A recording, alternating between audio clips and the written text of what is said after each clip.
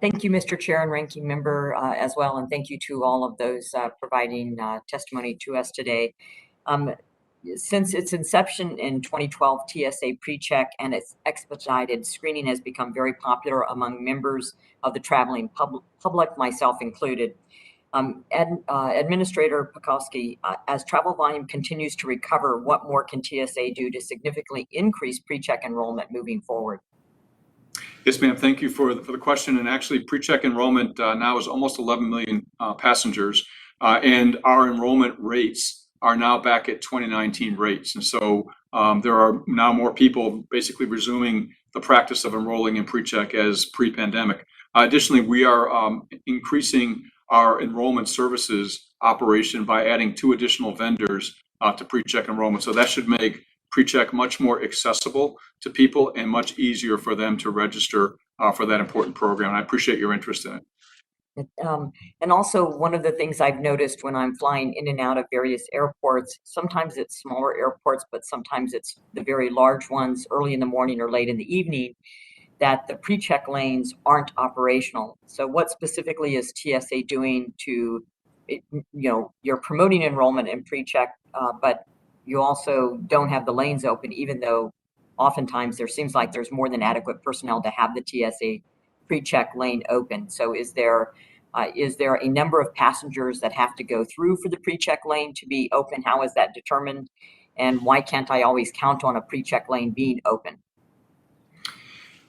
And what we look at in terms of processing is how long the wait is for passengers. And we measure that at every single lane in the country every hour. Our standard for PreCheck processing is 5 minutes or less. And so our protocol would be to open additional lanes if we couldn't achieve that 5-minute wait time standard.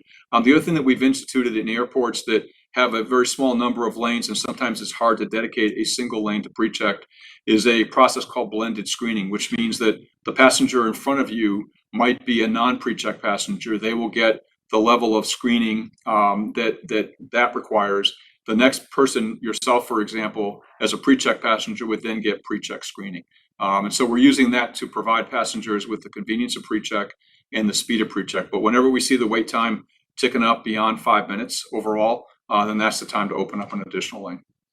Yeah, I think the challenge is that those individuals who have PreCheck clearance or have clear typically are very efficient in how they package their materials, and people that aren't, that blended screening takes a lot of time because the person in front of you may not, they have to take their liquids out, they have to take their laptop out, they have to take their belts, their keys, their coins, etc. So you understand the dilemma it poses, but it's good to know that it's a 5-minute waiting period. So I'll keep track of that in the future and then let you know.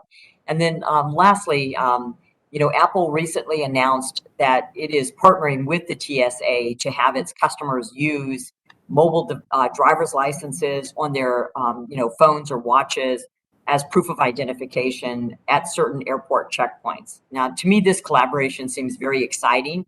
I always worry about losing my driver's license when I put it away to quickly go through the screening process. So, when should we expect to see this technology at airport checkpoints, and at which states?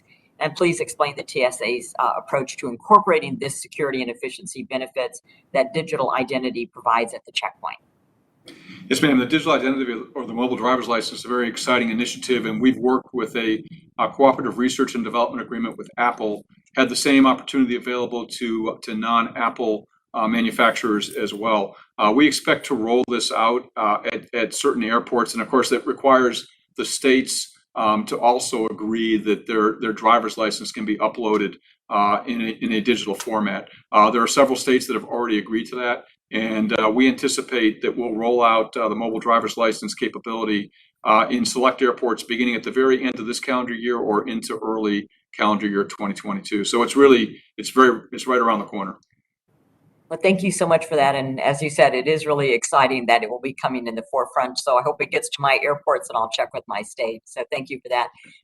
Thank you, Chair Thompson. I yield back my time.